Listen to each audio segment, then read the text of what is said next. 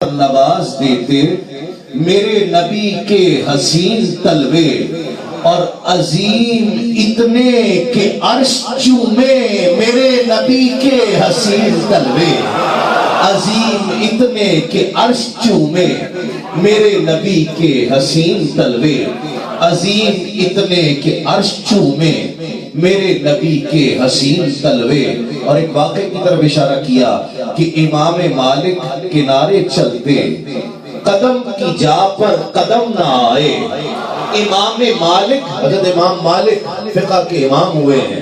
مدینہ پاک میں رہتے ہیں، ساری زندگی جب تک مدینہ پاک میں رہے جوتے نہیں پہنے کہ کہیں حضور کے قدموں پر میرے قدم نہ آ جائیں، اور اس کے بعد بھی گلی کے کنارے کنارے پر چلتے تھے کہ میرے جہاں آقا کے قدم لگے ہیں کہیں میرے قدم اس قدم پر نہ آ جائیں۔ اور جب مدینہ پاک سے باہر جاتے تو فوراً جلدی کرتے واپس لوٹنے کی کہ کہیں ایسا نہ ہو مجھے موت مدینے سے باہر آ جائے، واپس پلٹ آتے تھے۔ امام مالک ایسے عاشق رسول تھے، ایسے عاشق رسول تھے۔ ان کے لیے شعر لکھا کہ امام مالک کنارے چلتے قدم کی جا پر قدم نہ آئے، کیوں یہ راہیں وہ تھی جہاں لگے تھے میرے نبی کے حسین تلوے، یہ راہیں وہ تھی جہاں لگے تھے میرے نبی کے حسین تلوے۔ اور یہ بھی علماء کے لیے حوالہ، یقین اتنا وقت نہیں ہے کہ میں اس کا ریفرنس دوں اور پوری حدیث سناؤں، یہ علماء سمجھ جائیں گے کہ کھڑے تھے جب دو شہید اس پر اور ایک صدیق ساتھ ان کے، کھڑے تھے جب دو شہید اس پر اور ایک صدیق ساتھ ان کے، تو احد کی لرزش کو روکتے تھے میرے نبی کے حسین تلوے، احد کی لرزش کو روکتے تھے، احد کی لرزش کو روکتے تھے میرے نبی کے حسین تلوے۔ اور یہ شعر آپ کو پسند آئے گا اور آپ حوالہ بھی سمجھ جائیں گے کہ کہاں کا ہے، اور یہ حوالہ معراج شریف کی رات کا ہے۔ شاعر کہتا ہے کہ جگانے کی ان میں کب تھی جرت، بس اپنے کافوری ہونٹ رکھ کر، جگانے کی ان میں کب تھی جرت۔ جبریل امین آئے سرکار کو لینے کے لیے، جبریل جاتے ہو پہلے جب بھی گئے ہو قرآن لے کر گئے ہو، اب صاحب قرآن کو لے کر آنا ہے۔ جبریل امین آئے اور حضور کو کس طرح جگایا کہ جگانے کی ضرورت تو نہیں تھی، جگانے کی ضرورت تو نہیں۔ شاعر کہتا ہے کہ جگانے کی کب تھی، جگانے کی ان میں کب تھی جرت، بس اپنے کافوری ہونٹ رکھ کر ادب سے روح الامین چومے میرے نبی کے حسین تلوے، ادب سے روح الامین چومے میرے نبی کے حسین تلوے، ادب سے روح الامین چومے میرے نبی کے حسین تلوے۔ اور خدا نے اس کی قسم اٹھا کر جہاں میں عظمت نشاں بنایا، جس کی طرف اشارہ ہو رہا تھا، لا اقسم بہذا البلد وانت حل بہذا البلد، فرمایا خدا نے اس کی قسم اٹھا کر جہاں میں عظمت نشاں بنایا، زمین مکہ پہ جب سے آئے میرے نبی کے حسین تلوے، زمین مکہ پہ جب سے آئے میرے نبی کے حسین تلوے، زمین مکہ پہ جب سے آئے میرے نبی کے حسین تلوے۔ اور ایک بہت خوبصورت شعر ہے حاصل کلام کہ جناب عثمان ہر قدم پر غلام آزاد کر رہے تھے۔ جناب عثمان، روایت میں آتا ہے کہ حضرت عثمان غنی حضور کی خدمت میں حاضر ہوئے اور عرض کہ یا رسول اللہ بڑا زمانہ ہوا آپ میرے گھر تشریف نہیں لائے، میری خواہش ہے کہ گھر پر تشریف لائیں، کھانا تناول فرمائیں۔ حضور مسکرا دیے، جتنے صحابہ ساتھ تھے سب کو ساتھ لیا، عثمان کے گھر جا رہے ہیں۔ راہ میں چلتے چلتے عثمان غنی حضور کے قدموں کو دیکھتے جاتے ہیں۔ حضور رک گئے، فرمایا عثمان جب سے چلے ہیں تم میرے قدموں کو دیکھتے جا رہے ہو، کیا بات ہے؟ عرض کی یا رسول اللہ عاشق ہو تو ایسا ہو، عرض کی یا رسول اللہ صرف قدموں کو دیکھ نہیں رہا، آج اللہ کا حبیب آمنہ کا لال میرے گھر تشریف لا رہا ہے،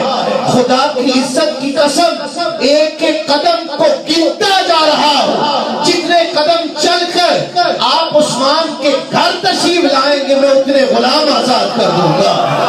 شاعر نے اس خیال کو منظوم کیا، کہا کہ جناب عثمان ہر قدم پر غلام آزاد کر رہے تھے، جناب عثمان ہر قدم پر غلام آزاد کر رہے تھے، نجات کا مژدہ لے کے آئے میرے نبی کے حسین تلوے، نجات کا مژدہ لے کے آئے میرے نبی کے حسین تلوے۔ اور جس نے وہ جگہ دیکھی ہے وہ خوش بخت ہے کہ وہ جگہ دنیا میں ریاض الجنہ کہلاتی ہے، جنت کا ٹکڑا کہلاتی ہے، جنت کا ٹکڑا ہے مدینہ پاک میں، مکہ افضل مدینہ افضل، مکہ افضل مدینہ افضل، وہاں 1 لاکھ یہاں 50,000، بحث بہت زیادہ ہے،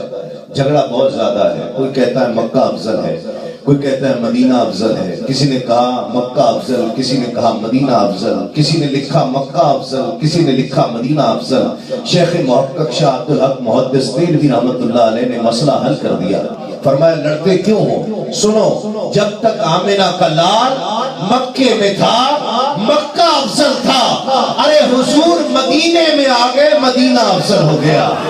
اور اس مدینہ پاک میں ایک ٹکڑا ریاض الجنہ بنا۔ وہ کیسے بنا؟ شاعر کہتا ہے کہ جگہ تھی منبر سے حجرے تک جو ریاض جنت وہ کیوں نہ بنتی، جگہ تھی منبر سے حجرے تک جو ریاض جنت وہ کیوں نہ بنتی،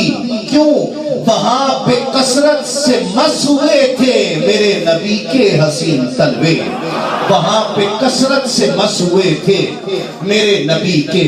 حسین تلوے۔ اشعار بہت زیادہ ہیں، میں نے چھوڑ دیے وقت کی کمی کی وجہ سے، اس کی 28 اشعار ہیں، میں نے 4-5 اشعار پڑھے ہیں، اور یہ مقطع سے پہلے یہ آخری شعر، جو شعر کو سمجھنے والے شاہ صاحب یوسف بھائی توجہ چاہوں گا، اور جو شعر کو شعر فہمی جن کے ہاں ہے ان کے لیے خاص طور پر یہ شعر آپ میں سے ان لوگوں کے لیے کہ کنائے تشبیہ ہیں استعارے، میں کیوں نہ ان پہ نثار کر دوں۔ یہ شاعری کی ٹرمز ہیں، کنائے تشبیہ ہیں استعارے، میں کیوں نہ ان پر نثار کر دوں، کیوں مجھے یقین ہے نواز دیں گے میرے نبی کے حسین تلوے، مجھے یقین ہے نواز دیں گے میرے نبی کے حسین تلوے۔ مقطع شاعر کہتا ہے میں نے 28 اشعار 27 اشعار لکھ لیے حضور کے قدموں، حضور کے حسین تلووں کی نعت 27 اشعار میں لکھی، اب آخری شعر لکھ رہے مقطع، اور کتنے یقین سے لکھا کہ یہ حق میرے حق میں بھی اور آپ کے حق میں بھی یہ دعا قبول ہو جائے۔ کہتا ہے کہ پیوں گا دھو کے میں ان کے تلوے، ادب سے مقصود چوم لوں گا،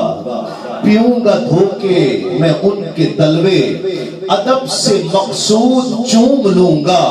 میری بصیرت اگر دکھا دے میرے نبی کے حسین تلوے، میری بصیرت اگر دکھا دے میرے نبی کے حسین تلوے، قدم قدم پر نواز دیتے میرے نبی کے حسین تلوے، عظیم اتنے کہ عرش چومے میرے نبی کے حسین تلوے، عظیم اتنے کہ عرش چومے میرے نبی کے حسین تلوے۔ میں